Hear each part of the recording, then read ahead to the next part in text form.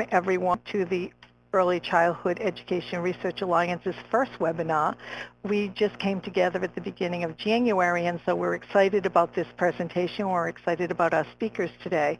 As Peter said, I'm Jackie Barassa.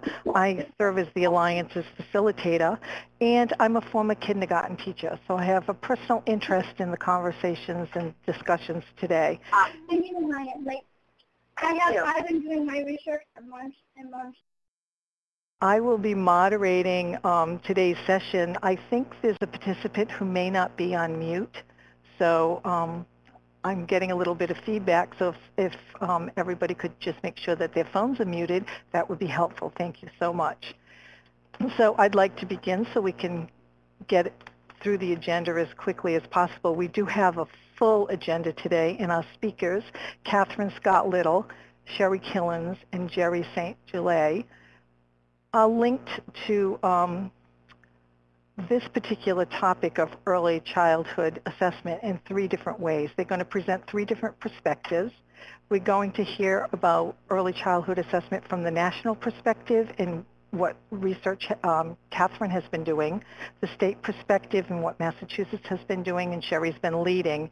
And Jerry's going to give us the classroom level perspective where she's done some exciting work in her classroom in New Hampshire. I'll just review these slides briefly before we begin.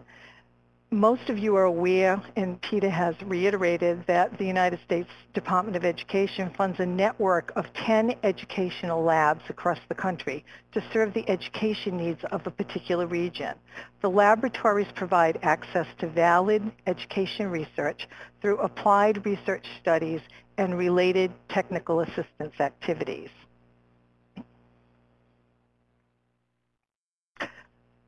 As Peter said, the REL Northeast Islands, we refer to REL NEI, serves all the New England states, New York, Puerto Rico, and the U.S. Virgin Islands. I'd also like to acknowledge our primary partners. The American Institutes for Research is a primary partner on our particular alliance. Anne-Marie Ferrier from AIR is our alliance researcher. We also are working with other partners in very specific roles. For example, School Readiness Consulting has collaborated with the alliance in the planning of this webinar, so we'd like to extend our thanks to them.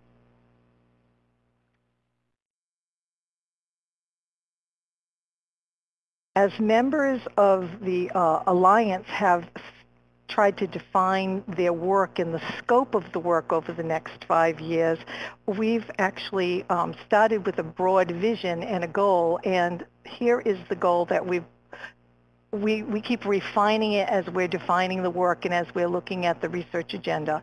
And so this is the latest version of that vision.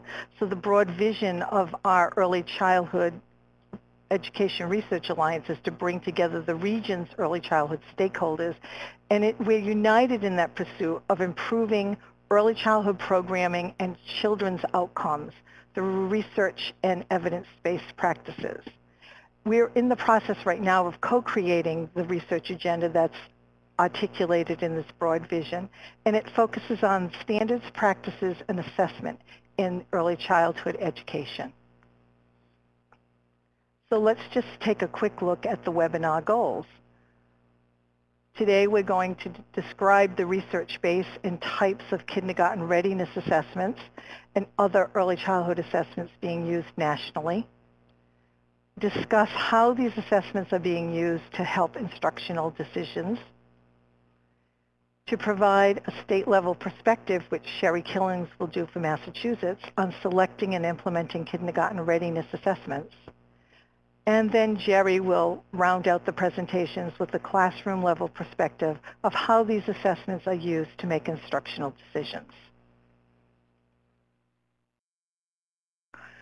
So before we begin, we'd just like to have a brief poll of what state or territory are you representing today?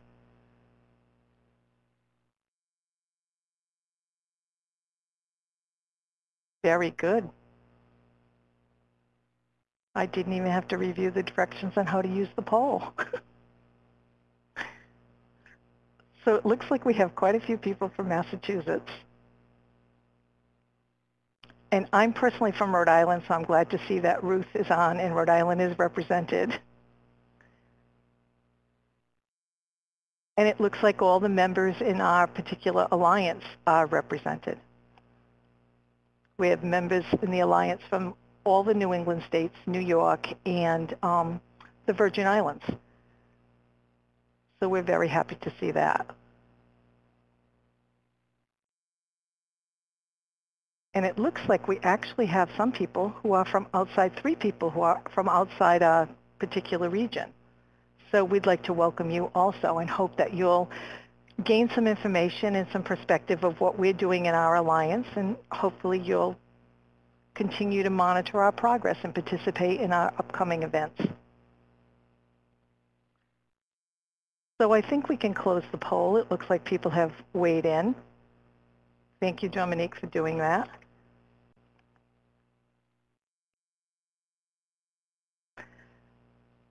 And we are pleased to welcome the 3 distinguished speakers that we have with us today. Because each is so accomplished: Catherine Scott Little from the University of North Carolina at Greensboro, Sherry Killens from the Commissioner of Early Education and Care in Massachusetts, and Jerry St. Gelais from New Hampshire, and she's from the Milan Village School, SAU number 20, which is, I'm from Rhode Island, so we're very urban, so I really don't understand what that means, but it sounds like it's a rural district. Because each is so accomplished, I will present a brief bio before each speaker begins.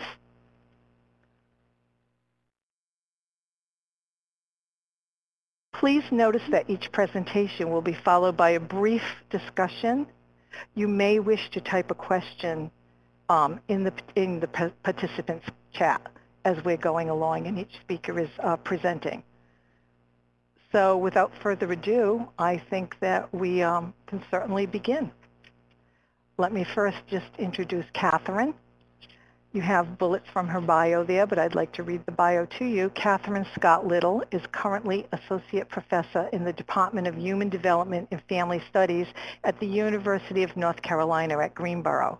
Catherine has collaborated on several national studies to examine early learning standards and assessments.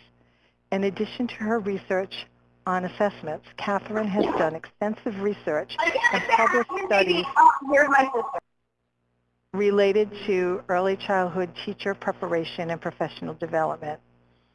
Catherine has also worked as a researcher with the SERVE Center for Continuous Improvement, where she studied large-scale assessment systems states have developed to collect data on their school readiness programs. She has co-authored several publications on the topic of assessment, including a review of methods and instruments used in state and local school readiness evaluations and assessing the state of state assessments, perspectives on assessing young children. Catherine completed her undergraduate degree in child development and family relations at UNC Greensboro and earned a doctorate degree in human development at the University of Maryland at College Park. Prior to joining UNC Greensboro, Catherine managed a child development program for homeless children and was deputy director of a large Head Start program in Texas. Catherine began conducting early childhood research and providing training for early childhood professionals when she joined UNC Greensboro as a SERVE staff member in 1999. She joined the HDF faculty as an assistant professor in 2003. Catherine, I will turn it over to you. Thank you. Thank you. Thank you so much. I'm really pleased to be here today, to be a representative of the Southeast among all this diversity and geography that we have represented, and to talk a bit from the research that I've done over the course of about a decade to look at state assessment systems. And so what I'm going to do in today's presentation is talk just a bit about what are some important ideas, or the basics, if you will, related to assessments. Then we'll look at some trends in kindergarten entry assessments. And for our purposes, we are thinking of a kindergarten entry assessment as a system for collecting data from children and other sources at the time that children enter kindergarten and, in some cases, into the kindergarten year. So we'll be talking about kindergarten entry assessments as a system that often includes assessment instruments to collect data from children directly, but also is an opportunity to get a broader picture of where children are coming from and collect other types of information from families. So when we think of a kindergarten entry assessment, we really think of a system that yields data that's useful for a number of different purposes. And I'm going to talk about some of the trends that we've seen in kindergarten entry assessments, as well as some considerations to keep in mind. So first, just a summary of some important points to make sure that we're all on the same page in terms of what we're talking about related to assessments. One thing that is very important to keep in mind is that there are different purposes that we use assessment for. The data that we gather from children can be used as a screening purpose. And a screening is really a brief assessment to identify children with potential disabilities. It typically takes place at one point in time and yields very useful information, but not comprehensive information about a child's learning and development. A second purpose is for instruction, to be helpful to teachers as they plan, as they implement their curriculum, and then they evaluate how it's going. So instructional assessments or formative assessments are really designed to be useful for teachers. A third purpose that we might be doing assessment for is to monitor trends across groups of children. And so for these assessments, it's more to give us a picture of where children as a group are and any particular issues that might be important for improving services. A final purpose is for high stakes or for accountability, and that's really to discern how a program has done, or in some cases, a teacher.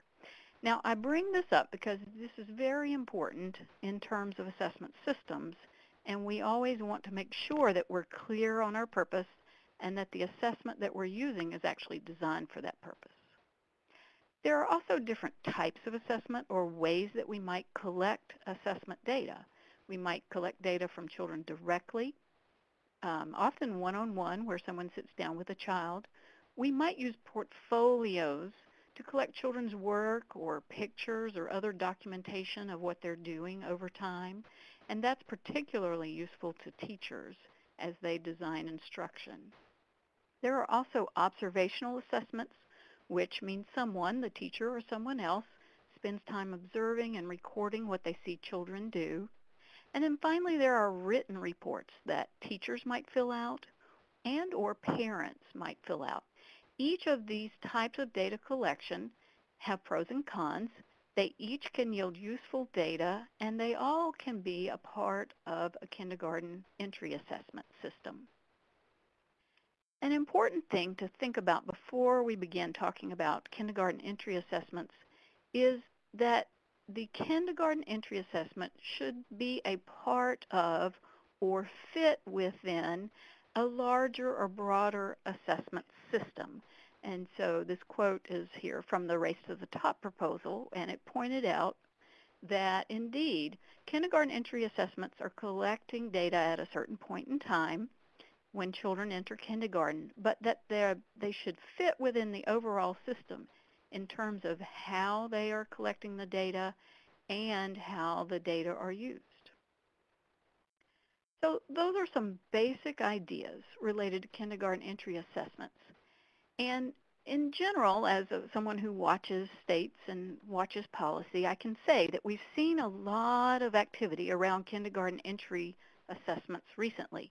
A lot of states were in the process of developing one or considering one, but when Race to the Top came out, it placed a great deal of priority on kindergarten entry assessments. So we saw states that were on the brink of thinking about this really put their toe in the water and begin to consider it seriously, and states that were already working on something kind of ratcheted it up.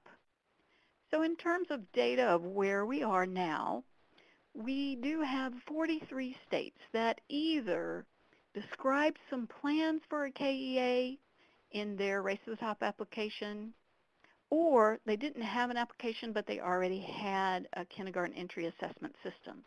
So you can see that we have a number of different states that are at least thinking about this enough to write down a plan, and a number who are implementing a system. There's a wide variety of the types of instruments used, how the data are used, and what is assessed as part of the kindergarten entry assessments when we look across the states.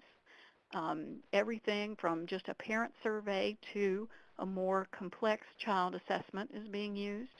The one commonality is that the kindergarten teacher is generally the go-to person who's responsible for collecting the data because they're the ones that have the closest connection to the children and families when they enter kindergarten. Now we have some states, like in New Hampshire that you'll hear from later, that don't have, at this point, a statewide system for collecting kindergarten entry assessment data. And in those states, school districts and teachers are doing a great job of thinking about how to do this, and you're going to hear an example later.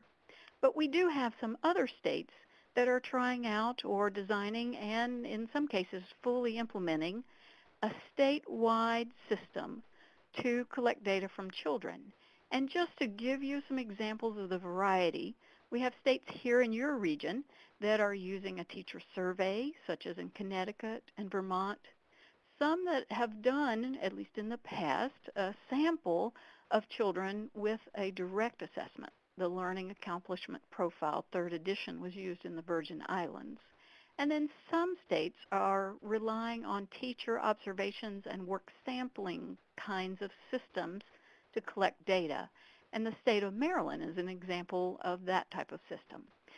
So the websites that are listed there are places that you can go to if you'd like to learn more about what these states are doing.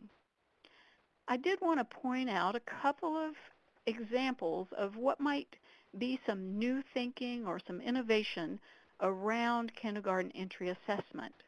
In Washington State, they have designed a kindergarten entry assessment system which really puts the transition process at the heart of what's going on. So it's much more than just collecting data from children, but they are thinking of the KEA as both an opportunity to collect data and a process to help ease children and families into the kindergarten experience.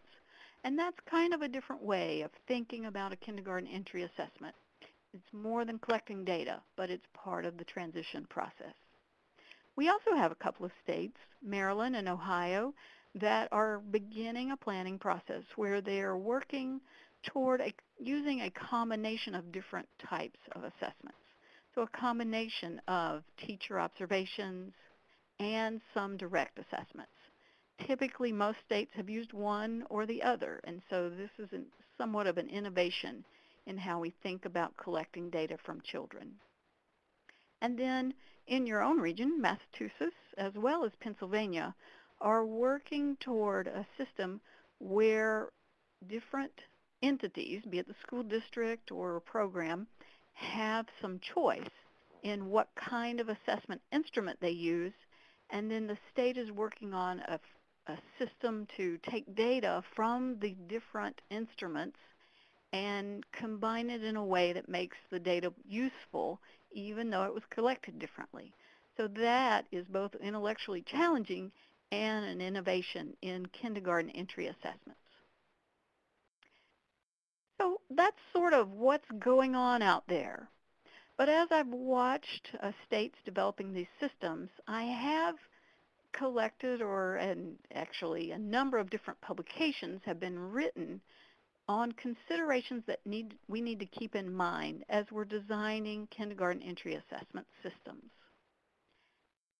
So you'll hear later, as people talk about what they're doing, that it's not easy. Designing a kindergarten entry assessment and implementing it is not easy, and there are a number of considerations that we have to keep in mind. And I'm going to talk about a few related to the instruments that we use, the instrumentation, and I'm also going to talk about some considerations for implementation, or how we actually get it in the field, and then finally some policy considerations. So first, related to instrumentation, I mentioned earlier that the purpose of an assessment is very important. And the reason it is important is because assessments are designed generally for specific purposes, and that's usually they're tested out for that particular purpose. And when you begin to use an assessment for a different purpose, you really don't know if the data that it's providing are valid and credible. So keeping in mind what was the purpose for which the assessment was designed is very important. Our second consideration related to instrumentation is the technical properties of an instrument, the reliability and the validity. And these are properties that are established through research and speak to the credibility of the instrument and the data it produces. And we're in a bit of a quandary because we have some instruments that have good technical properties, but in some areas of children's development, we have limited choice in instruments that actually have a proven track record with reliability and validity. So this is a continuing challenge for the field. Another consideration is that you really want to make sure that the instrument you choose is appropriate for the children who will be assessed, particularly when we think about children who are dual language learners, children from different cultural backgrounds, and children with disabilities. We want to make sure that the instrument was actually tested out with those children and that there is guidance for how to assess children from different backgrounds, as well as guidance on how to use the data that are collected from these children. So it's very important to think about who am I assessing, and is this assessment a good match for that group? And then finally, we want assessments to be useful to teachers. And in at least some of the considerations in that area are they need to be aligned with the standards that have defined what teachers should be teaching, and aligned with the curricula or curriculum that teachers are using and how they're teaching. And finally, user-friendly, something that teachers can do without a lot of trouble, or at least not an overburden, and produce data that are relevant and meaningful to what they're doing in the classroom. So when we're thinking about how to choose an instrument, these are important considerations.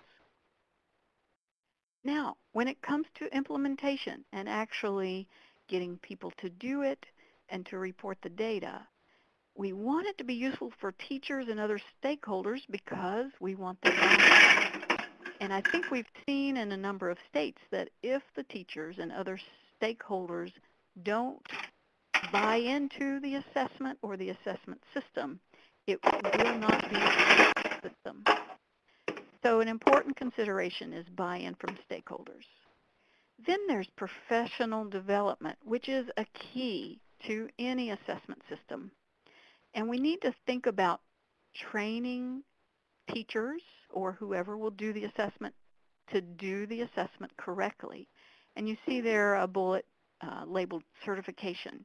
And that is that we need to think about how do we document that teachers actually can implement the assessment correctly rather than just providing training and assuming that it's going to happen. Then another piece of professional development is the ongoing support and monitoring and training. It's not enough to do it once. You need ongoing support with teachers as they're trying it out. You need to be monitoring how they're doing and providing refresher training. And then additionally, we need professional development on how to use the data. So initially, we might train teachers on how to implement the assessment, but that ongoing use of the data is just as important because if teachers aren't finding it useful or don't know how to use the data, they're likely to stop implementing the assessment or to not do it to the full extent that the guidance calls for. So ongoing training, support, and professional development is very important, as well as quality control and continued evaluation of the data that are being collected to make sure that it is correct, accurate, and of high quality. So as we're thinking about implementation, these are key things to think about.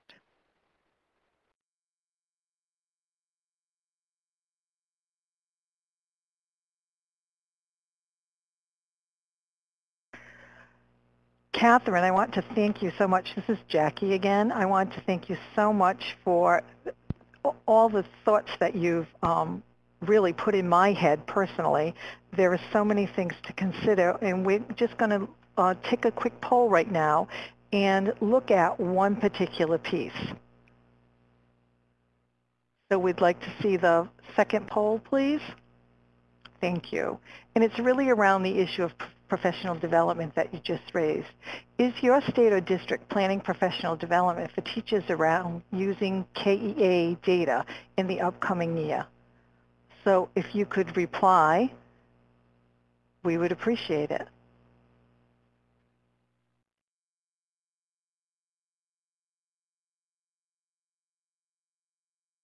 Thanks. We'll give you a minute to reply. And the reason that we've asked this question is because we know from experience that the professional development is key to the success of a kindergarten entry assessment system.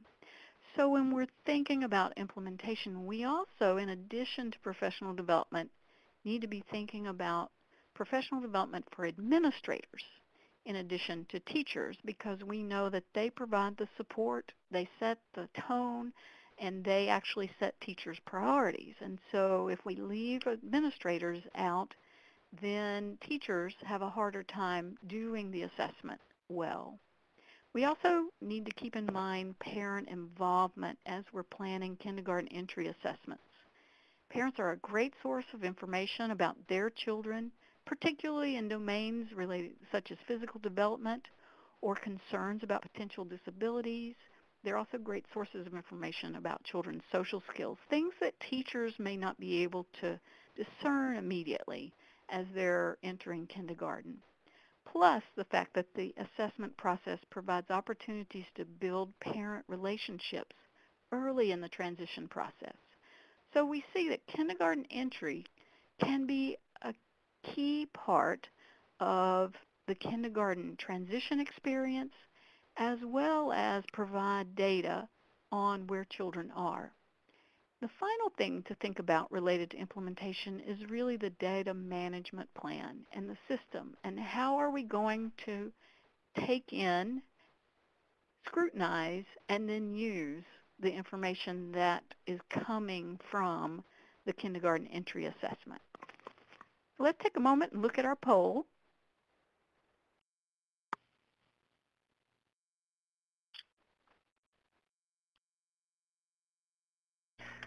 So go ahead, Catherine. I'm Oh, sorry. go ahead. Go ahead. No, that's okay. You can.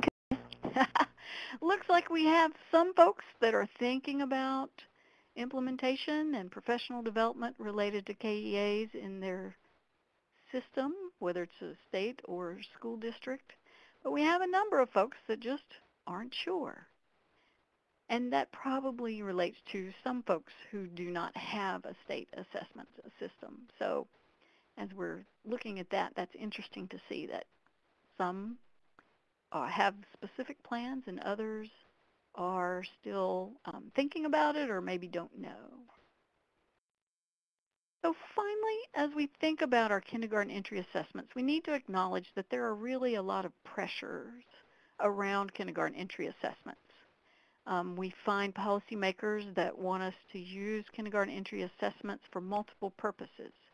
So we're going to collect data from children, but we want teachers to be able to use it for instruction, and we want to be able to use it for accountability to see how programs are doing. That's very tricky and is something that even though there's pressure to do that, we have to be very careful about not doing that without making sure that we have a validation for each purpose, or that we've tested it out and know that the data are correct or credible in terms of being used for that purpose. We also see just plain increasing demands for data, but at the same time limited resources to support administration of the instruments. The data management systems are still in process, and sometimes we have limited attention to safeguards that are needed to protect children and families, their privacy, to protect them from misuse of results. And so as we have these pressures for more data and at the same time some limitations, I know that it can be difficult to develop a good kindergarten entry assessment that meets all the demands and upholds the principles for good assessment. And finally, with a lot of policy initiatives, we have limited time. Someone, whoever it may be, the legislature or the school system or whoever, often wants it done immediately. And so that's in kind of contradiction to what's needed to design a good system, because it does take time and stakeholder buyout, but it is a pressure that we have to realize. And in conclusion, what we really need from the big picture is additional research, because at this point, there really isn't data on whether we're doing this well and what factors help states as they develop kindergarten entry assessment systems. We're really doing the best that we can based on some good principles and based on data like what we saw about what other states are doing, but we have limited information on how well we're doing it. We also don't really know how the data are being used. And we need some research on making sure that these assessment systems that are using assessments for multiple purposes are actually valid for each of the purposes, and that the data are useful and credible for each of the purposes. And finally, we need some research to tell us whether this idea of implementing and using a kindergarten entry assessment actually makes a difference, whether the use of kindergarten entry data improves teaching practices and or child outcomes. Now, luckily, your REL is in the process of doing a study to examine just this, and to my knowledge, it's one of the first opportunities to systematically look at how KEA data, or the use of data from children when they enter kindergarten, might be related to teaching practices, or particularly related to child outcomes. And they are doing a study where they're looking at a large data set to test and see, does it make a difference in terms of child outcomes? And I personally will be on the edge of my seat waiting for the results from that. So what I've tried to do today is to set a context to tell us within our nation, we have a number of different states that are developing kindergarten entry assessment systems. It's complicated. There are a lot of different considerations to think about, and we are doing a lot of this work in absence of research to really guide us. So we have to really look at best practices and use our best judgment as we do that. So I'm going to stop there and see if we have questions.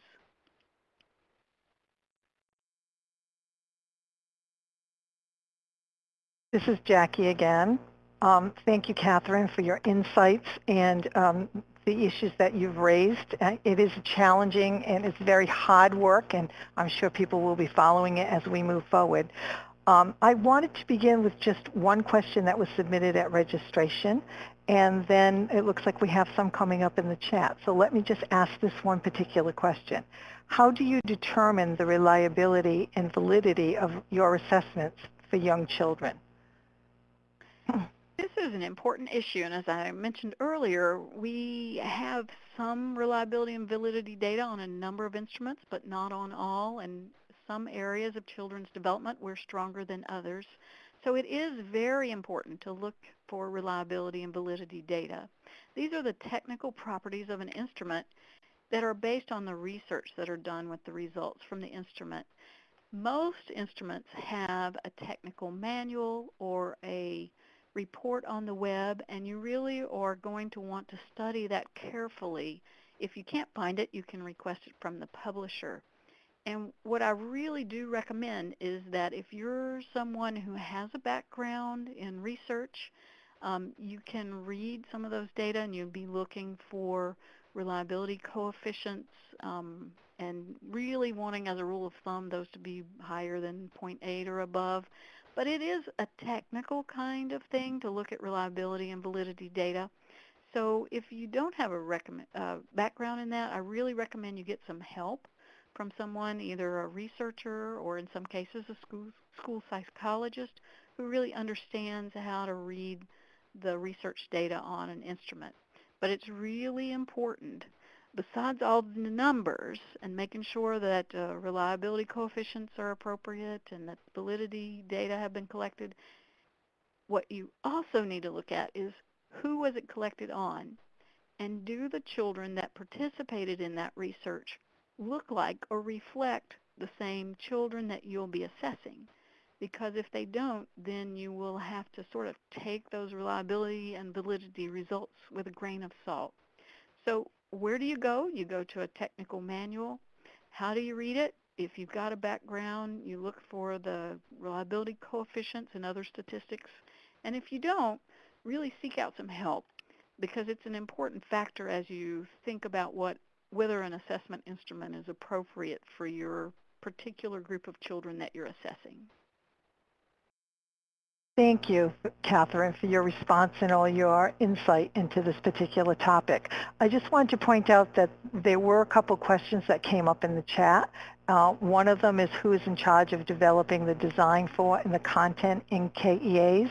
And want to point out that Sherry Killens, who is our next speaker, has actually answered the questions that were in the chat. So I hope participants will look at that. She talked about that kindergarten entry assessments are on entry to kindergarten, and that each state is designing the content for their particular assessment. So I'm trying to keep an eye on the time, which is part of my job as the moderator. So I'd like to, perhaps we'll have time at the end to continue this particular discussion, but I'd like to actually move the agenda so we can hear what Sherry has to say.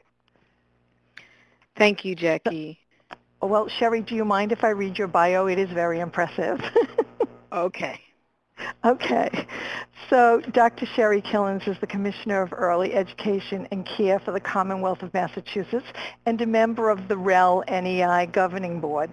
Since 2009, Dr. Killens has provided leadership in designing and implementing a statewide method to define, measure, and communicate quality called the Quality Rating and Improvement System for Early Education and Care, out of school in multiple environments, including family child care, public schools, center-based, and Head Start. Dr. Killens has also positioned 4 statewide systems: mental health, educator and provider supports, community family engagement, and information and referral for early educators, children and their families, providers of early education, and out-of-school time services. Ooh, that's a lot of work, Sherry. Under her leadership, Massachusetts secured the Race to the Top Early Learning Challenge grant. Dr. Killens has worked as an advocate for children and families in a variety of ways for more than 20 years, both as a provider of direct care and in leadership roles on issues relating to children and families. From 2006 to 2009, Dr. Killens has worked at the Annie E. Casey Foundation, an organization that promotes public policies, human service reforms, and community supports that more effectively meet the needs of today's vulnerable children and families. She's held several roles in that foundation. Her final position was serving as Vice President for Human Development and Operations. Prior to her work with the foundation, she served as the founding president, CEO of the New Haven Empowerment Zone, was a mayoral candidate in New Haven, Connecticut, and led operations and programs for both the Empowerment Zone Corporation and the Family Preservation Initiative of Baltimore. Dr. Killens holds a nursing degree from the University of Pittsburgh, a Master's of Administrative Science from Johns Hopkins University, and a doctorate in counseling psychology from the University of Sarasota. Since being appointed the Commissioner of Early Education and Care, Dr. Killens received a certificate from Harvard Graduate School of Education, Pre-K through 3, the Foundation for Educational Success Institute in 2010. Dr. Killens was appointed in 2011 to the Regional Advisory Committee under the U.S. Department of Education and appointed to the state's Commission on Postpartum Depression. In 2012, Dr. Killens received the Massachusetts Reading Association Legislative Award for her leadership in promoting early childhood literacy and Horizons for Homeless Children Public Service Award. She's also the mother of 3 daughters. Well, Sherry, I am dying to hear what you have to say about state implementation of the KES system. Thank you. Thank you. Thank you. And next time I need to edit the long version, but thanks so much for that introduction. I Really think that was excited. the short. I think that was the short version, Sherry. Thanks so much for having me. I'm really excited to really be here and learn with you. What I want to do is talk about Massachusetts' larger context of the work, how we're thinking about a larger assessment system. As you heard Catherine mention, some of the purposes, some of the tools that we're using in our assessment system, how we're thinking about the kindergarten entry assessment, who some of the key players were in that work, as well as what are some of the other projects that need to be going on in order to be successful in doing a kindergarten entry assessment, as well as some of the considerations that we heard from the field, and honestly some of the hidden costs that you might not initially consider when starting to do a kindergarten entry assessment. So real excited to be here today. I'll try to go through this slowly, which those of you who know me know that'll be hard. In Massachusetts, we think about our work having really 4 buckets, working on educator and teacher quality, and we're now doing that in formal spaces as well as formal spaces. You heard about the quality rating and improvement system, our effort at building program quality over and above our very strong licensing standards. But we also know that we have to do that thinking about the context in the community and the families that we're working with. And we believe when we put all those things together, we'll get strong outcomes for children. But we need to have tools, as Catherine mentioned, in order to screen children as appropriate, as well as look at formative assessment and kindergarten assessment as a way to measure growth and ensure our children are growing. We talk about a Massachusetts early learning and development screening system for assessment that really begins in our informal spaces using the ASQ, which I'll talk about later, and moves all the way through formative assessment being used in formal spaces across all domains of learning in family, child care, and center-based, Head Start, public school, and then up to our kindergarten entry assessment. And we're real excited to be linking the space between kindergarten and second grade so that our ideas and our thoughts about kindergarten entry assessment move all the way through that formal assessment in the 3rd grade. But I am always grounded that this work needs to start with a tool that begins to provide information, collects information from families and provides information from families as they are the children's first teachers, and they'll be able to create additional opportunities. We then want to make sure that the tool gives information to improve teaching and learning and individualizes. We know when children enter kindergarten, they come with a variety of experiences and opportunities. And so we first want to make sure whatever tool we're using is creating high-quality evidence information that leads to high-quality teaching and learning. And then you can get program and quality improvement and use it for professional development plans for teachers, as well as you can understand communities and the kinds of local supports that might be necessary.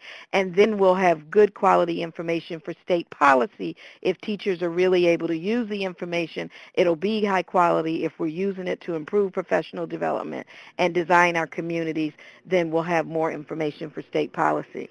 So in our state, I think about 450,000 children who really need an opportunity to be screened, not to seek developmental delays, but rather to help families understand the multiple dimensions of development and what they can be doing to move children forward.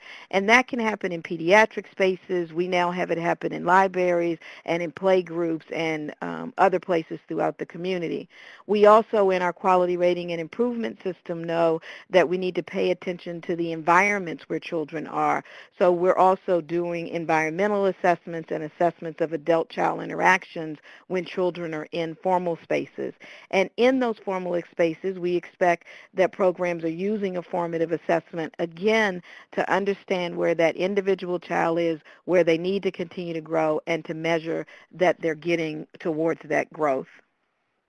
So there are lots of assessments in our system, and as Catherine mentioned out, this is very tricky. They're not all perfect, but for us it was easier to select something that was off the shelf that we believed met the needs of the population we were working with, other than the fact that most of these tools don't do very well around dual language learners, and we'll talk about that later. But we're using Ages and Stages questionnaire and Ages and Stages social emotional for screening.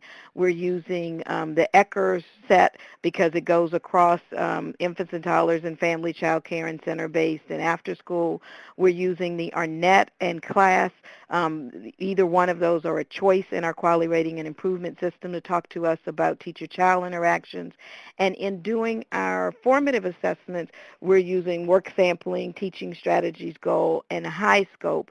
These are the same three tools that we built our kindergarten entry assessment system off of. And in our work with early intervention, or Part C, and our partnership with IDEA for preschool, we've also been doing a fair amount of training around the Battelle because that was a tool that EI and public schools were using, and it made it easier to communicate as some of those children transitioned in the public school preschool. So when you think about our Massachusetts Kindergarten Entry Assessment, I always like to say there really isn't one. There wasn't an off-the-shelf tool. What we're trying to do in Massachusetts is train kindergarten teachers to use formative assessment well. And we believe they've been observing and collecting information in all of these domains every day. What we're now giving them is a package in order to put that data and information. And that if they do that in a quality way and with reliability, that'll inform instruction and curriculum. And the state will then allow the districts to pick which one they want to use, and we will then create a single way to look at all three of those assessments to see if we can find constructs across them that are similar to use to have a measure of kindergarten entry across our state. It's important to us, though, that that kindergarten entry is viewed as a single point and that it is connected to what's going on in preschools when possible and certainly what goes on through second grade. There were lots of players that had to agree for us to be able to do our kindergarten entry assessment. Catherine's right. We're one of those states that didn't think we were ready to think about it until Race to the Top came along and really made it a requirement.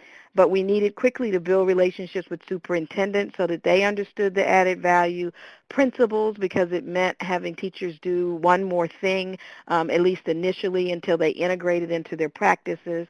We had to get pre-K and kindergarten teachers to recognize the value. This was actually easier than not in most places because there's often a lot of attention paid to third grade and higher and not as much attention paid to the kindergarten, first, and second grade space. And many of them were happy to be given an evidence-based tool and to learn to use that in their classrooms. Because this is a project that links between the Department of Early Education and Care and K-12, there had to be understanding between those two departments. And our legislators, initially were nervous either about Big Brother and what was going to happen and how was the data going to be used, or they were excited to find out that we would be looking at our investments around early education and care. So helping them understand that this was the beginning of a process and was less about individual children at the state level and more about our progress in providing opportunities was important. And then higher ed was a critical partner because of this professional development. It's really not one-time professional development. It's ongoing professional development and training that's necessary. Individuals have to make sure they get child development. They need to learn how to observe, how to record, and then what you really want is for them to use the data to improve teaching and learning. And that's really done over time, not as one event. So our pilot in Massachusetts ended up including 22 districts. We focused on providing the tool to the teachers so that they could measure growth and individualize teaching. We provided them opportunities to give us a plan for professional development. And some districts are thinking about using that tool because it's comprehensive as a way to communicate with parents around how their children are doing over the kindergarten year. And as I said, the kindergarten entry assessment feels like a single project, but in order to be successful, there are many side projects. So one is to create this common metric that I keep talking about, much like OSEP for Indicator 7, that you would take these 3 formative assessment tools, collect data on children multiple times at the same point, 2 different tools, and then determine if there are constructs that are similar amongst them. So we're working on that work with NYU. We're starting with 4-year-olds because we don't have the kindergarten data yet, and over the next 3 years, we'll get a better sense of that. We also had to go back and look at our standards, and Catherine mentioned that. So we're working with Catherine at UNC and Columbia University, Lynn Kagan, to look at our standards to see if they're aligned between birth and kindergarten so that we can make those corrections that are necessary in order for that to be successful, and that the formative assessment is a part of that system. There were lots of objections when we talked about doing the kindergarten entry assessment.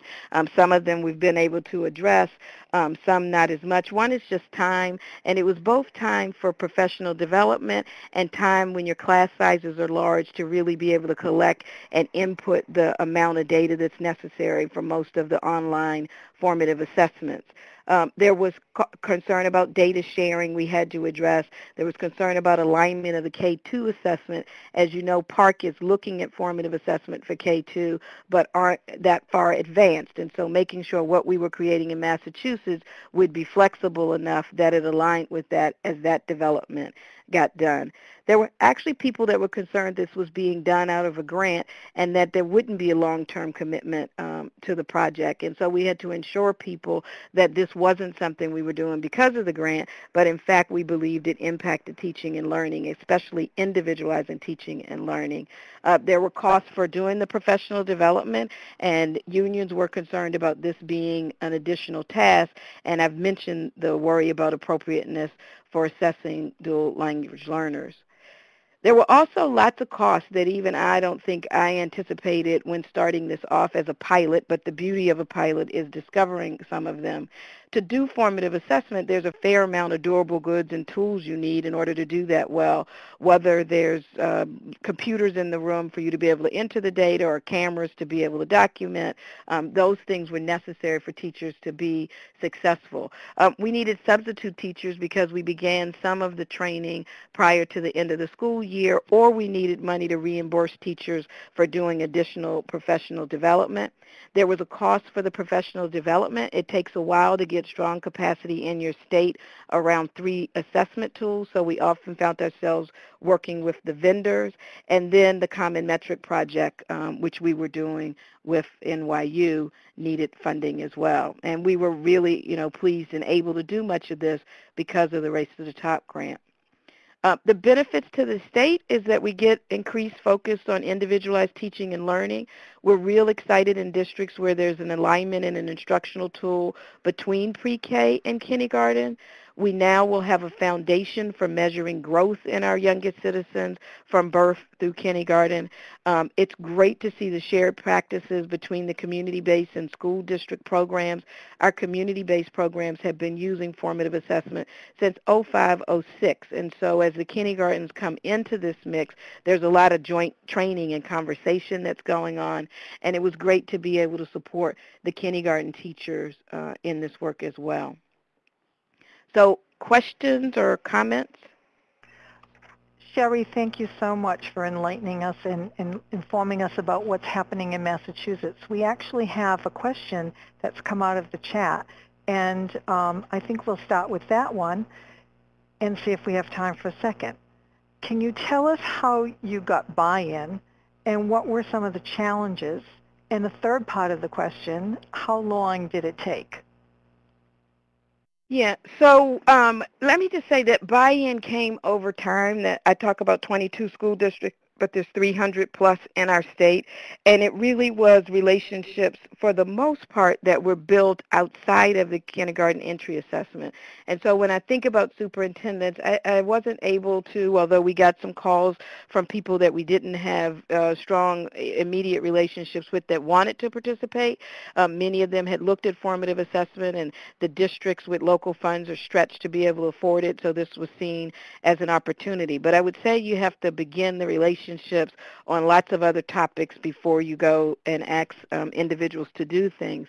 But our turn in the curve on not having a kindergarten entry assessment and having one or having a design was really about a 12-week process because of being a race to the top requirement. But I would say it's been about the last 3 years that I've been traveling the state and talking about assessment, not as an option, but as trying to understand what was necessary in order for people to do it. So I'd really say it's been 3 years of talking to community-based providers and kindergarten and public school about how do we do this assessment in a way that's developmentally appropriate, that's closest to meeting the needs of individualizing teaching and learning for children. And if we do that part well, we'll get the state information that we need. Would you like to address any particular challenges that you've faced? Well, the one challenge has been actually the professional development, because public schools often have a calendar of how they do their professional development. There's a lot rolling out around the Common Core right now, and so that's requiring some time and attention. I think we got caught up in this teacher evaluation space, which I wouldn't have ever chosen in terms of, is this something that can be used in teacher evaluation? And we think the answer to that is no. We want to stay in this process of continuing to learn, and formative assessments really aren't designed for that purpose. So, that's 2 or 3 of them, staying away from teacher evaluation and making sure that we could fit this into or add it onto all of the other demands that our teachers and superintendents and principals are currently experiencing. Thank you for that. I'd like to take one more from Mary McPherson in the chat. What community-based providers, because we do know that there are participants listening and people who are on today who are actually community-based providers. So what community-based providers have been involved in Massachusetts, and how does coordination with these groups work? So community-based providers since 05-06 have either been giving training or resources or support. It started in our universal pre-K, which was more of a quality initiative that you had to be using one of those 3 formative assessments, but has grown now to lots of providers, and the idea of using an evidence-based formative assessment is in our quality rating and improvement system. And so there are lots of providers I could name that are using a formative assessment in the community-based programs, whether Head Start or Family Child Care or center-based. The work of coordination really does happen at the local level. So I'll use Springfield as an example. In Springfield, even prior to the kindergarten entry assessment discussion, there were lots of community-based providers that were using creative curriculum at the time, now Creative Curriculum Goal. And when Springfield had the opportunity in their preschool to pick up a formative assessment, they picked the one that lots of community-based providers were already using, and so have also used that in their kindergarten work. The same is true, and I think Lawrence or Lowell in our state. So we try to work really hard to build local relationships between community-based early education, care, and after-school providers and the public school. And it's through those relationships, actually, that some districts made their choice. It wasn't required that they use the same one that the community base is using, because a lot of it, I believe, is about the skills, knowledge, and ability of the educator, which tool works best for them and what they're more comfortable with. Where, as an example, had already used work sampling at points and is now picking it up as an organized force to try to move forward with. Thank you, Sherry. I think that was very informative for our participants. We know that there are several other questions in the chat, and what we'd like to do is we'd like to hold them till the end, and then we're also going to put together a Word document with some questions and answers, FAQs, and so we'd like to move on in the interest of time, and hopefully at the end we'll have all 3 presenters give us their comments as it relates to these particular questions. So let's just move on. Again, we've moved on to now the classroom perspective. So we're going to talk about using assessments in the early childhood classroom. And Jerry actually works in a small district in New Hampshire, and she has a totally different perspective because of what's actually happening in New Hampshire. Jerry St. Gelais is a kindergarten teacher and a librarian at the School Administrative Unit number 20 in Milan, New Hampshire. She's been a first grade teacher, she's been a teacher for the last 11 years, teaching both preschool and first grade. She's, as I understand it, she's moved from preschool to kindergarten to first grade, so she has that range of 3 years. Jerry has special skills in the area of technology and data collection and has been especially innovative in the area of classroom assessments. She also has experience developing lessons in all academic areas for students kindergarten through grade 6. She has a bachelor's degree from Southern New Hampshire University and a master's degree in education from Notre Dame College. So let's welcome Jerry to the conversation. Thank you. Thank you so much for having me. I'm learning a lot as we go through this process. And I wanted to just talk about my background a little bit. As you mentioned, I'm from a very small school up in northern New Hampshire. I did teach first grade for years in a bigger district, but then I moved to this small town where I was the preschool teacher, the pre-kindergarten teacher, and the kindergarten teacher.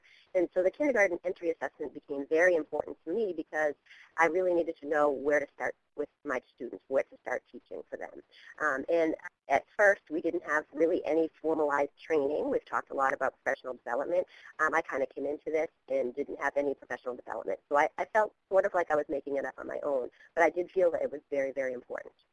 So just to give a little background, New Hampshire is very different. We are the live free or die state, and we didn't have kindergarten in New Hampshire as mandated until the fall of 2009. And that puts us the 50th state mandate kindergarten. And it's 20 years after the other states, after the other 49 states. And they're not actually, students are not required to attend kindergarten, and we have to offer it, but there is no attendance requirement. So that puts a little bit of background there. My program right now is half a day, and it varies from place to place whether they're full day or half day. And so currently there is no standardized kindergarten entry assessment. So needless to say, I had to work on some things on my own. As Sherry was saying, it is really, really important to individualize education. And the KEA, specifically the math KEA one that they're working on, is very helpful with that goal. And I'm really happy to see that people at high up levels are realizing how important this assessment is, and for teachers and administrators to understand that too. I like the fact that the math KEA includes training for kindergarten teachers. I think that's really important. And also, Betsy talks about training the administrators just as far as the awareness piece of how important it is. And I also like that she says that they're training kindergarten teachers to use formative assessments because that will allow teachers to help students succeed throughout the whole year. Okay, so my suggestion is if you are in a state that doesn't have a KEA or they're not working on one or anything like that, don't wait. Go ahead and make your own assessment. Find an assessment that you think would work for you. See if you can get some funding for that. Or I didn't have funding for that, so what I ended up doing was just making up my own tool using free resources, Web 2.0 tools. But I do think a comprehensive assessment tool is vital, and we need to know where students are so that we can help them grow. So however you can manage to do it, it's worth the work. What I do is I determined what I wanted to know about my students before kindergarten even starts. So I was setting up the purpose of my assessment. So my original purpose was just to know where to start with my students, what I needed to teach. If they all know letters and sounds, I don't need to start there. But if half know letters and half know sounds, then I know my groupings and things like that. So that was my original intent. But thinking about it a little bit more through this webinar, it is also a transition piece. As they mentioned at the beginning, it is very important to transition the family and the students. So Catherine had mentioned it, that I get to meet the students, I get to meet the parents, and begin a working relationship with the family and the child. And that is key because students are nervous, parents are nervous. We want to set up that positive relationship with them right from the start. Okay, I created a kindergarten entry assessment on my own. And what I do is I meet one-on-one with students that are coming into kindergarten for like 20 to 30 minutes, depending on their ability. And I go through what they're able to do. Okay, so I kind of, on the next slide, it shows a lot of skills, and I won't go through them all because I think that we're all looking at the same kinds of skills. I'm basing mine on Common Core State Standards. It was previously based on the GLEs for the state, the grade level expectations, but it can also be based just on your curriculum. So if you're a teacher, whatever, or you're an administrator, whatever skills you're looking at, that's what you want to base your assessment on. So I do some early math activities, language arts activities. It's really important to look at gross motor and fine motor skills, and that does give me a screening as well. It lets me know if students have those skills. Visual motor skills are really important for reading later on. Visual discrimination is really important for that. Personal knowledge, if they know their names and addresses, and these days they need to know probably 3 different phone numbers. If they have good listening skills and if they're okay following directions, and also their communication skills. And that's like speech, it's a kind of a speech language screening that I'm doing at the same time. All right, so with the next one, I'm kind of getting into specifically what I do because it is at the classroom level, so you can kind of see what my students what process they go through. So this is the data collection form that I created, and I just used Google Forms. It was really easy to create, and I use it for the entry assessment. And this is just an example, and it shows the students' names at the top. And I can do whatever normally during the kindergarten entry assessment, I will assess all of these skills. If the students are able to, you have to understand that from the teacher perspective, some students come in and don't want to say anything, or their parents are there and they act very different. Ideally, I would get through all of these skills. Okay, and I set up a scale of 1 to 5 so that it goes from below expected. So we say that we're looking at their birth date. And number 1 would mean that they don't know their birth date. So I ask them if they know their birth date, and they say no, I put a number 1. Number 2, they might know the season, they might know it's winter, so that would be like second out of the scale of 5, 1 to 5. The third one, number 3 might be that they know the month, but they're not the day. Number 4 on the scale would be that they know the month and the day. And students usually don't know it, but if they know all of that, then I try to teach them the year too. So number 5 would be that they know everything, the month, day, and the year. And that's just an example of how the scale works. You can set it up however you want it. So let's see. I actually use this assessment all year. This is a base assessment that I use, and it collects data points for me throughout the year. So I think that's a lot what we've been talking about too, that you need to know the purpose of your assessment. Is it just a one-time assessment that you're going to collect data and use it for your incoming class or to report out to your school or to the state? I use mine for multiple purposes, so I do use it all year, and I keep assessing throughout the year. And I use my iPad or my iPod or my iPhone. You can use any mobile device to use this. All right, as we go to the next slide, this is the actual spreadsheet where all the data is collected. So it saves a lot of time. It's like Dana talked about there. Like Dana talked about, it's online, it's easy to access, and everything is right there for you to see. And I have 35 columns of data that I'm collecting. I think that we just experienced a technical issue, so I'm just going to bring back up our presentation slides. Okay. Thank you, Dominique. Here we go. Okay. Can you see it? Is that okay? Yeah. Okay. All right, so this is the spreadsheet. Jerry, this is Jackie. If I could just ask you to slow down and take a breath. Sure. You have plenty of time, so I don't want you to be rushing because you think you don't have enough time. Okay. I'm sorry. No problem. I'm a little nervous, so. Okay, the next slide is the kindergarten entrance assessment process. Okay, and this is what it actually looks like on I usually use my iPod, and this is what I would actually see. So as you can see at the top, if you can see the names Dorian or Autumn, I would just check off, say that I'm doing Dorian. And I would check off, check off Dorian. Oops, I'm not sure what happened. Hold on. Okay, there we go. So I would check off Dorian, and then I would go through each item and check off on the scale of 1 to 5 what it is that they know and what it is that they don't know. So that's the data collection part of it. So it's pretty simple and easy, and as soon as I hit enter, it goes right into the spreadsheet, and you can see it's populated my 35 columns of data there. Okay.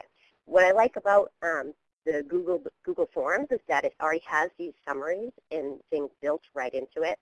So this is talking about using the KEA data to inform my instruction.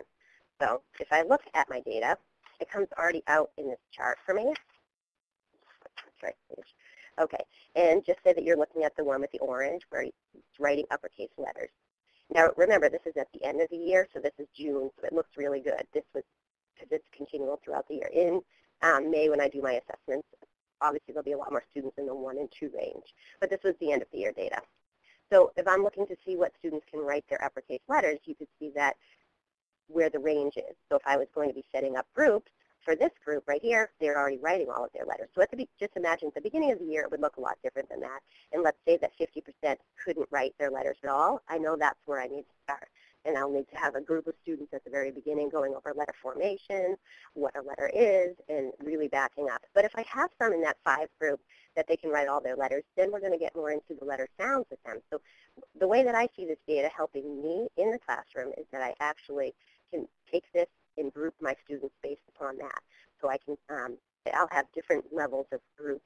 And that, like Sherry had said, to individualize instruction, that means that I can have students working at, below grade level, but bringing them up to where they need to be. Then many students that are on grade level doing exactly what we would expect them to be learning in kindergarten. But then I'm also meeting the needs of the students that are at the high level. If they came in knowing all of this, I don't want to just check them off and say, great, they know all of the things in kindergarten, and not worry about them. I want to push them to their highest level. Okay, so some important facts about the kindergarten entry assessment. The kindergarten entry assessment can be created. Again, this is if you don't have one in your state. It can be created for free using open source tools, like any Web 2.0 tools, so that teachers can build assessments that fit their needs. Think about your needs. Think about why you're making the form. And the collection form and the data follow the student through grade levels. And that was mentioned by Sherry also, that they're actually collecting data, I believe she said, in preschool and pre-kindergarten. And we're trying to do that too. We're going through the process now of trying to get the preschool teacher is collecting data, and we're trying to move it on seamlessly from preschool up to pre-kindergarten and then to me in kindergarten. And then we kind of drop off some of the things that some of the skills that they already know, and then we kind of tweak it for first grade, move the information to first grade, and we're trying to get a preschool to second grade continuum going there, and that is ongoing. And the staff can edit the form as students progress, again, dropping off mastered items that you don't want to look at if they all know their name and they all know their birth date. You don't need to worry about that anymore, but you can add in some higher level goals. Okay, so ongoing assessment in kindergarten. I felt that this was just really, it fit in with the topic because as kindergarten teachers, you're going to be assessing all year long, where data is continually collected during class time. So, and I'll show you a video in a few minutes what I mean by that, but I'm always assessing students, and I think good teachers always are. And whether they're collecting the data or not, good teachers are always checking to see if students know what, understand the concept, and if not, reteaching it and giving them more practice. This is just a way to actually capture that data too. So assessment shouldn't interrupt learning. As they get into the older grades, I know there's a lot more testing involved. There's not standardized testing, but paper testing and things like that. But in kindergarten, in preschool, and pre-K, it's very different. You're assessing students as they're playing, as they're in center groups, as they're in reading groups. You really can't have them all stop and take a spelling test until maybe January or February. So assessment shouldn't interrupt the learning. It should be an integral part of the learning. Assessment data is collected during all activities, from whole group lessons and even to the playground. You can have them follow the leader and check on their physical skills while they're playing that outside. Multiple data points are collected for each item to ensure students' performance level over time. And I find that very important. I don't just assess things one time. I'm always assessing to see if they can they skip today, can they skip tomorrow. I think it's really important for them to know, especially for special needs students, because sometimes they can do something and then the next day they can't. So we'll have a graph of data for them to see if they've really mastered the skills. And real-life assessments show if transference of skills is taking place. So in other words, if we're working on retelling a story, like that's the goal of our lesson, and we read a story out loud, then their center might be the puppet theater. so that I would go over and watch, or maybe have a student videotape or something as they're retelling a story, and that would let me know if they really can retell a story. Not can they just answer questions about it, but actually when it's in their own words, in their own medium, can they tell the story back. Another example of that, just to see if they're transferring skills, is explaining how to count backwards to appear. If we're working on counting backwards, we do it with hands-on manipulatives, we do it with some number cards, and then I try to have them help each other. And that works really well, but it also lets me know if students are able to teach other students and how much they really understand that. Next, I'd like you to see a video of what it looks like in the classroom.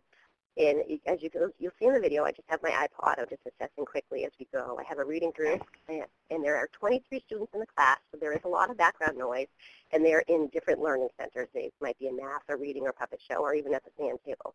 But you can kind of see what I'm assessing as we go, and then I'll show you what the information looks like after. So if you wouldn't mind running that clip. Sure.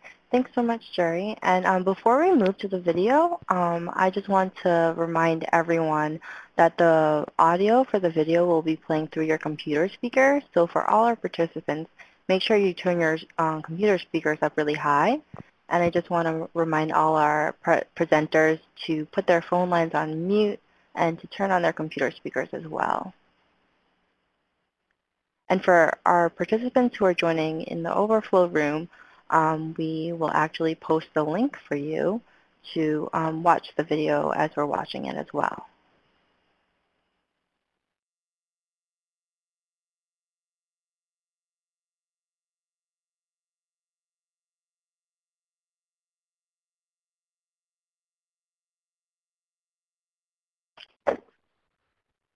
Thing that we just did. We put together some sounds and we made a word, but now we're just going to try it out loud, okay? So I'm going to give you a word, and you're going to tell me the 3 parts of the word. Are you ready? Alexa's going to go first, and you're going to go like this. You're going to go wet for the word wet. Good, wet. Okay, you're going to try the word dog. Dog. Good. And then put it together. Dog. Good. You're going to try the word pet. Excellent. Okay, and you're going to try the word rat. We're working on this. Identifying phonemes and seeing if they can identify their phonemes, if they can isolate the first sound and the last sound and segment the sounds for me. So I'm going to try Hannah now. Okay, so I'm going to move over to ape, and the E doesn't say anything. So it's going to be ape. Ape. Ape. Very good. And I'm going to have you mix it up and try again, okay? All right, we're going to move over to Alexa. Alexa, you want to show me one? Okay, let's try.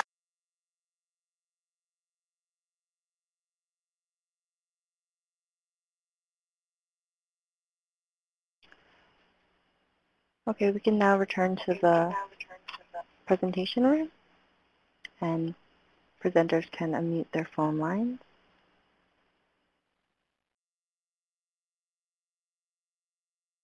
Great, are we all set?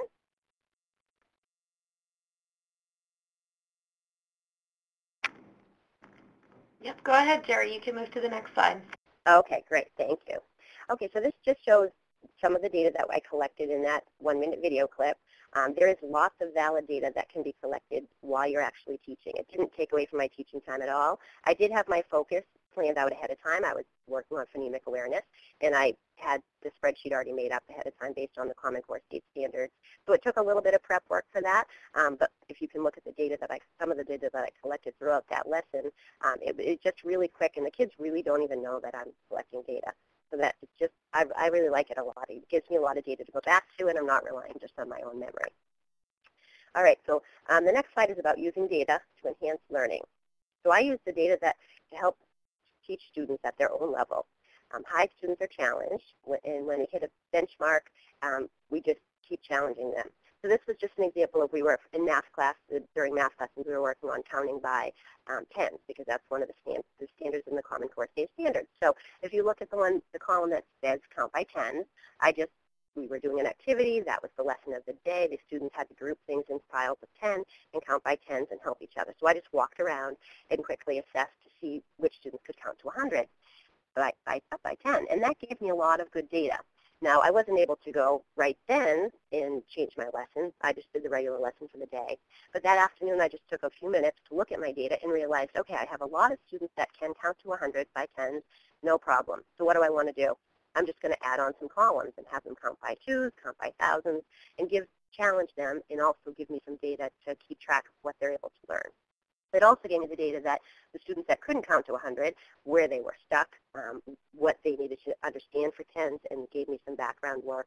So the next day for math lessons, and even when we come in the morning, we have a few minutes of free time as the kids are, well, not free time, I put things on the table, so a few minutes of transition time, I just put the counting by 10 activities at their seats and then kind of retaught some of that to the students that needed it.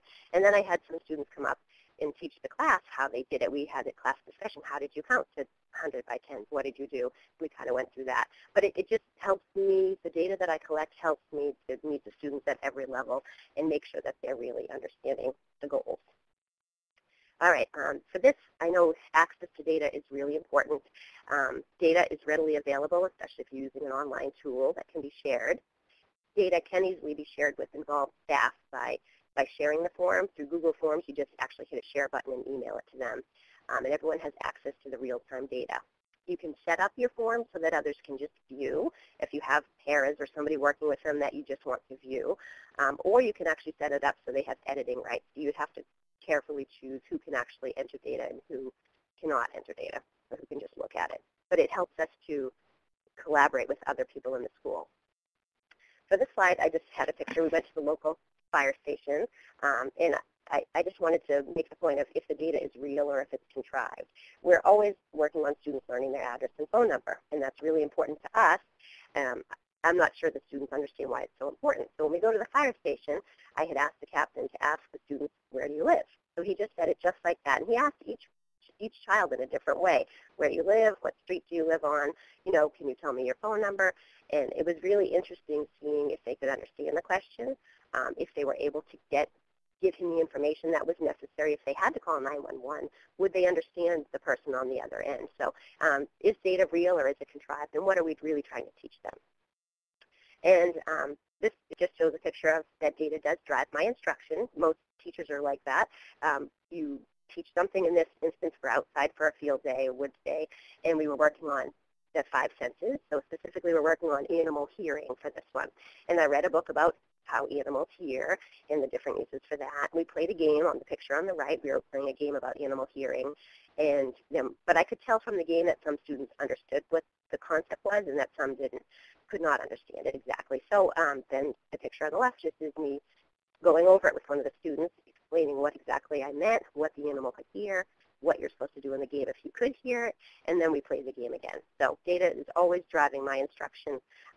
This time I wasn't writing it down. I wasn't collecting the data. I was just using it in my head. But when I went back after that, I could remember some of what happened that day to assess, and some I could not. Data drives my instruction. So data helps me make learning groups of students with similar needs. And I think that's the key these days, is to use the data that you have to actually do something with the data.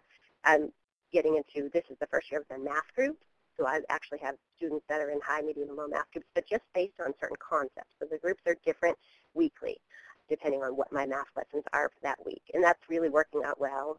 Most people do that with reading groups, and they change the students through groups as the data shows, what they understand, what they don't understand.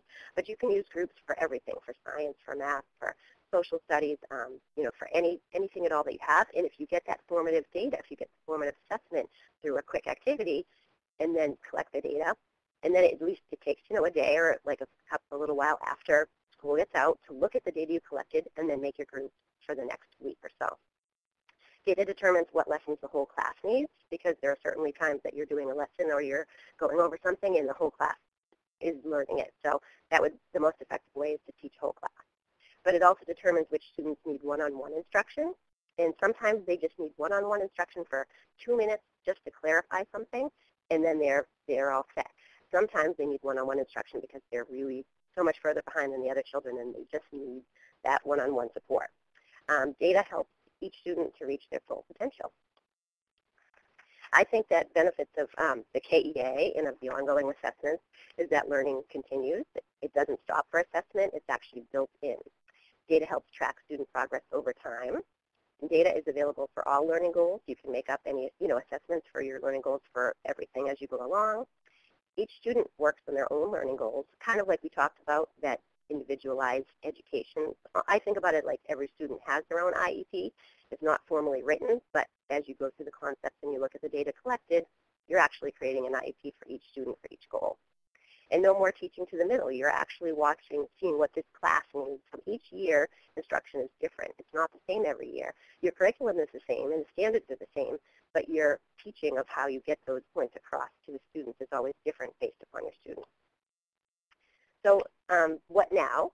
Educators just must streamline their assessments to match their instructional goals. Massachusetts is already far ahead in that. Some other states are really working on it. And so if you're in a state like that, you're lucky. If not, you need to find out what your goals are. Are they Common Core state assessments? Is it your curriculum?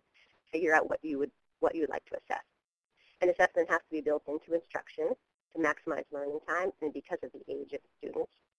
If you have availability for Google Forms, or Web 2.0 tools, you can use free resources that you can customize without having budgetary constraints, and to analyze and use the data to inform your instruction. And I hope that was helpful from the teacher perspective. Any questions or comments? Thank you, Jerry. I think it was helpful and gave people very practical, down-to-earth suggestions of how to get started in their own classrooms and then what to use with the data. I have one question that I'd like to pose to you, and then we have time, so it looks like we'll be able to move into the larger discussion forum where we'll ask the presenters to actually respond to participant questions. So, Jerry, here's your one question that someone submitted. How do you help teachers move from simply gathering this data to utilizing assessment data to enhance practice and to impact child outcomes?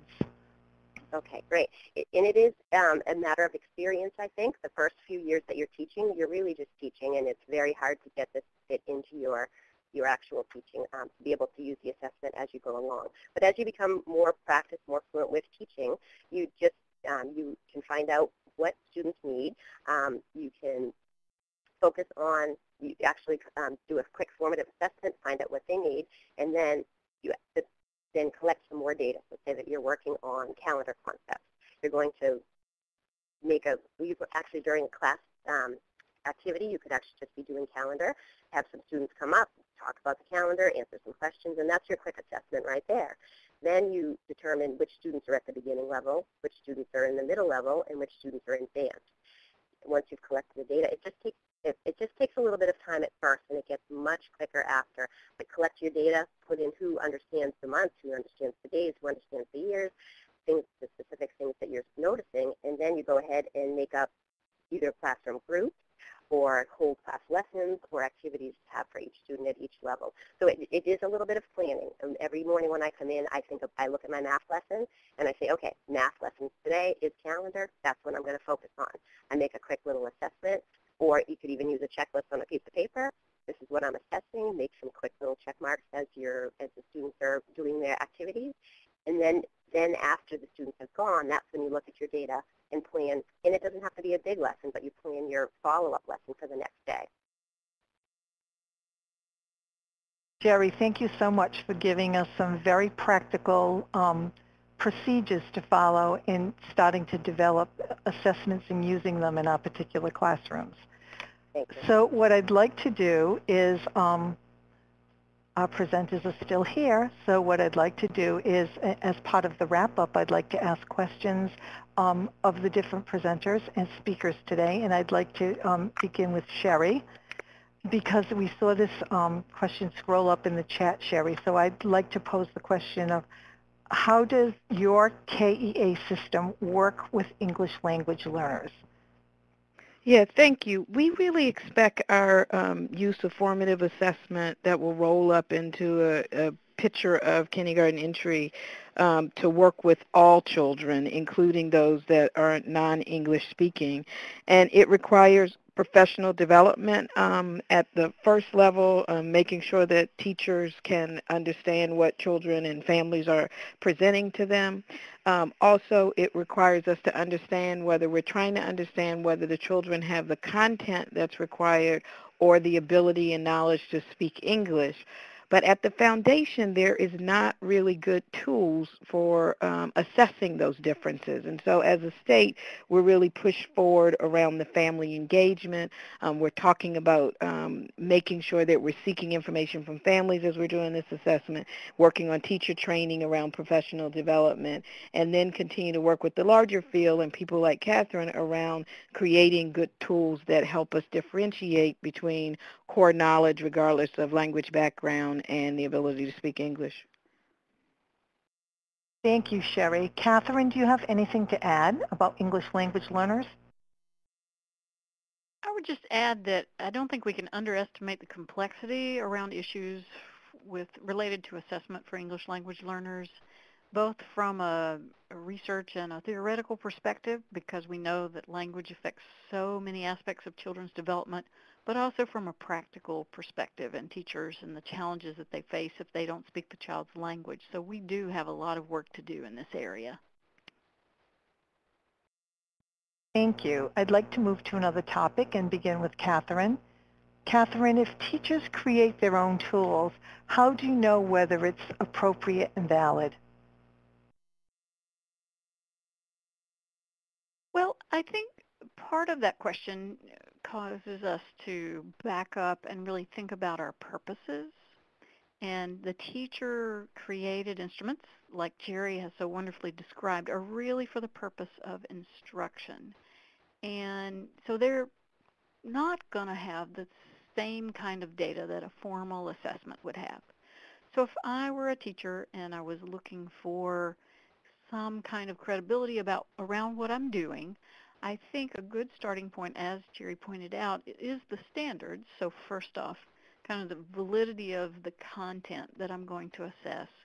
And then I do agree with Jerry in terms of implementation. It does have something to do with experience. And so if I were a teacher creating an assessment, I would want to make sure that either I had a lot of training and experience in assessing children, or I was leaning on someone, tapping into some resources and support to make sure that my implementation was good. So standards might be a starting point for content, resources such as training and support for implementation. And then I think that reflection is an important part of a teacher's process in terms of making sure that because at that point it's really yours and you're implementing it, so you're kind of an N of one, but that you are both valid and reliable in what you're doing. And so thinking about, am I doing this the same way for all children? Am I doing this the same way across time? Is this really giving me information that is useful to me? Because that's an aspect of validity. So it's really sort of a very different way of thinking about reliability and validity, but is critically important for teachers who are doing their own classroom-based assessments. Thank you, Catherine. I'd just like to ask Jerry to speak a little bit on what do you base your content for your KEA, and how do you ensure that reliability and validity? One of our participants asked that question, Jerry. I don't want to put you on the spot. Important because I was using, I was dabbling in other programs that I had access to throughout the district, but I had no training in them. So I kind of pulled questions from lots of different standardized assessments, and then also from my Common Core state standards.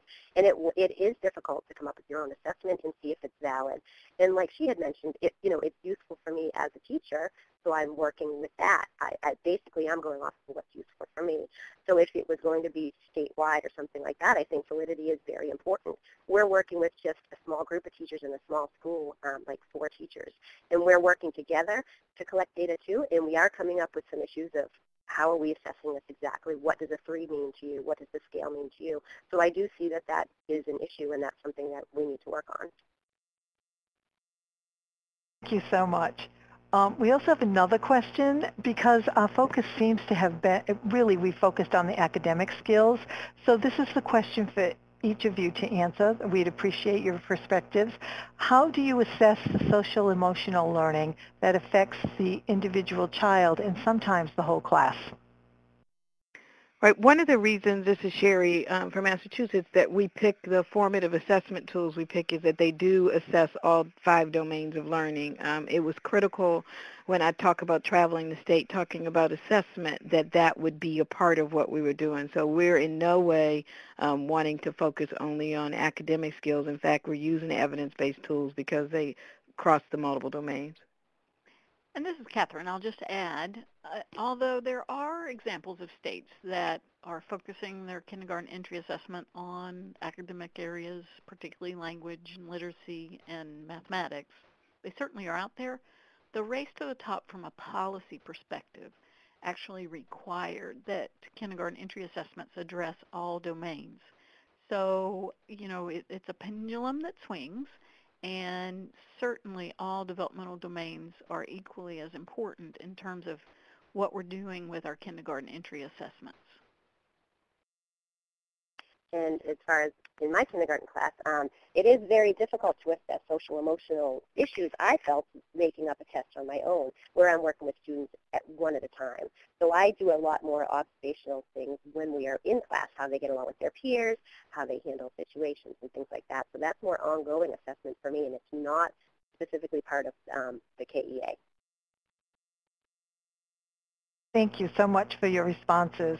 This question specifically for Sherry.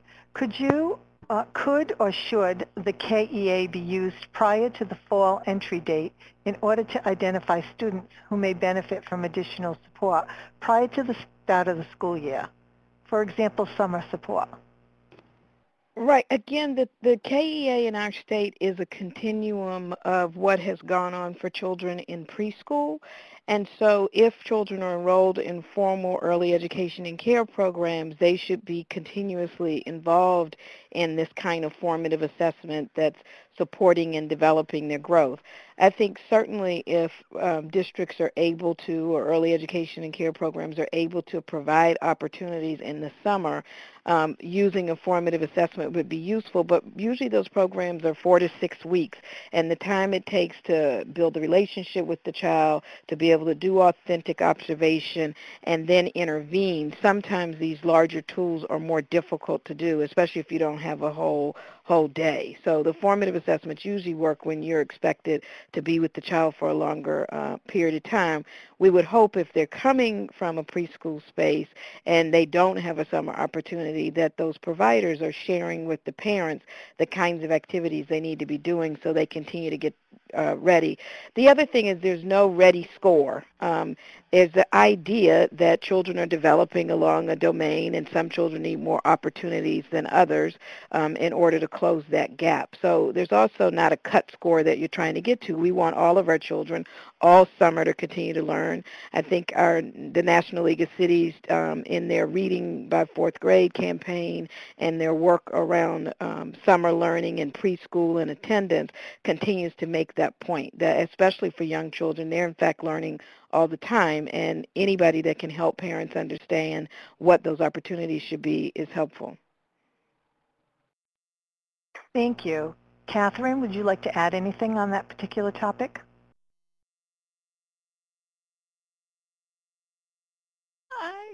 I think Sherry's covered it. I mean, you really have to think about the logistics and how much teachers can actually observe and when they can best observe that, and carefully think about that as you're planning.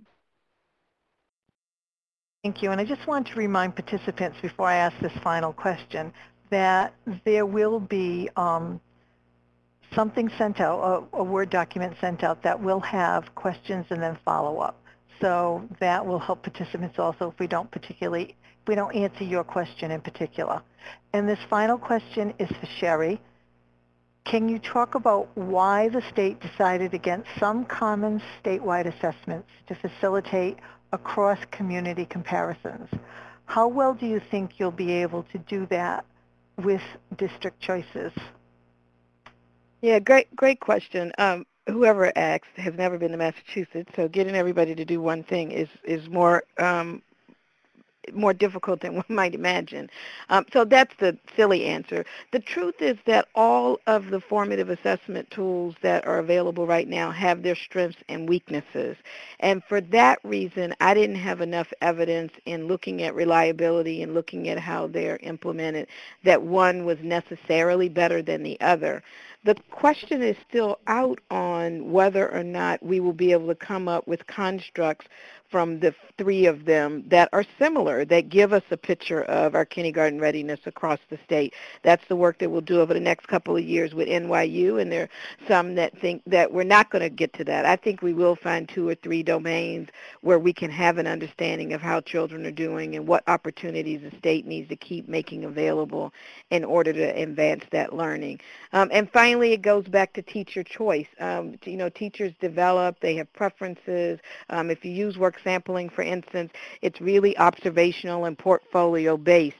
And if that's not your style of learning, if that's not what you want to be engaged in, that requires a lot more reflection than I think creative curriculum goal might require, then that may not be the tool for you. And so we also don't want to make the assumption that one is necessarily better than the others, or that we all use tools in the same way. Catherine, Catherine, do you have thoughts about that the difficulty of states picking a single tool?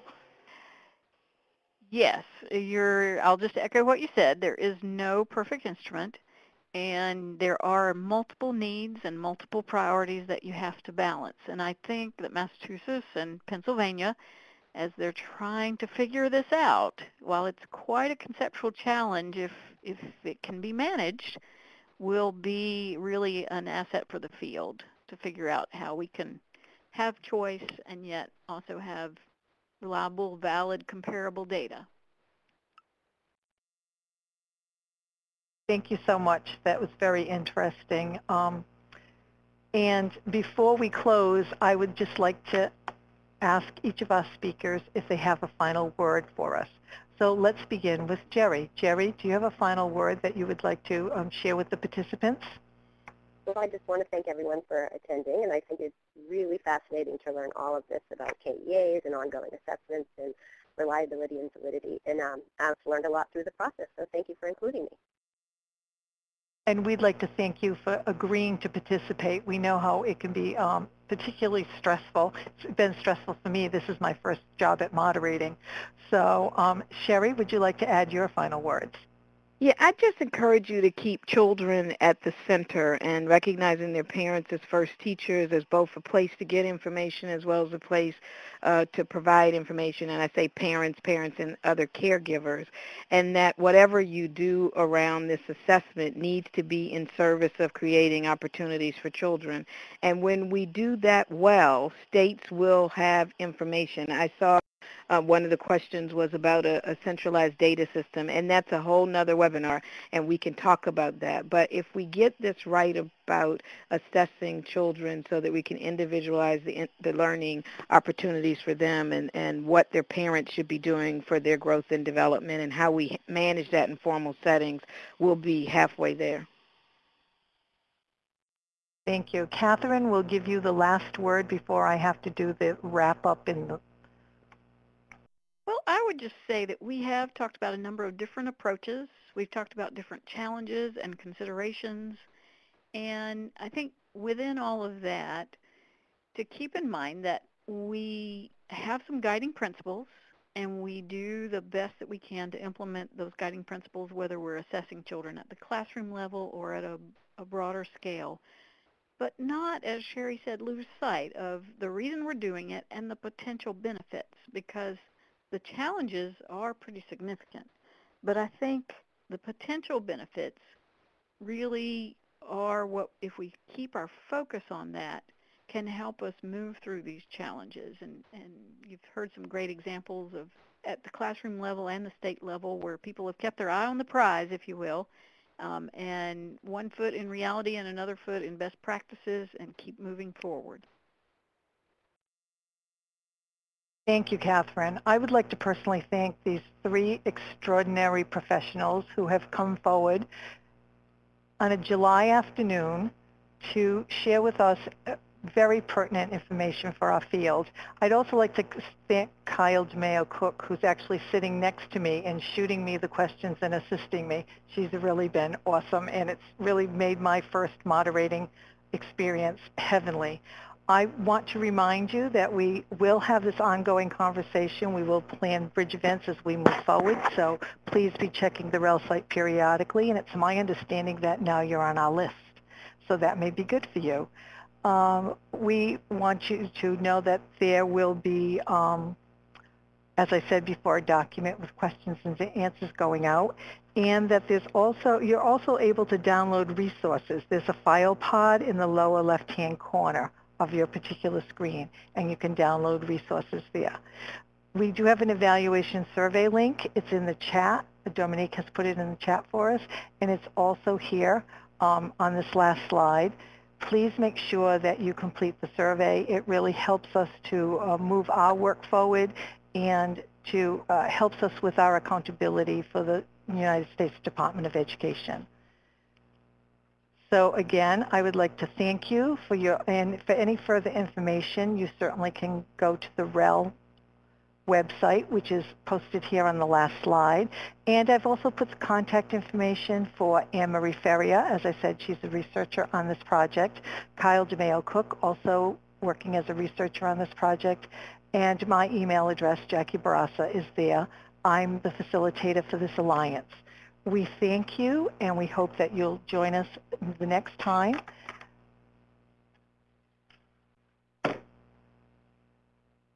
Please remember that all these particular documents will be archived, and there will be an archive for this particular website. The audio will also be archived. So if anyone has any questions, please email one of us, and we'd be more than happy to either forward them to the speakers or to answer them ourselves if it's that kind of question. Thank you, and we hope you'll join us next time.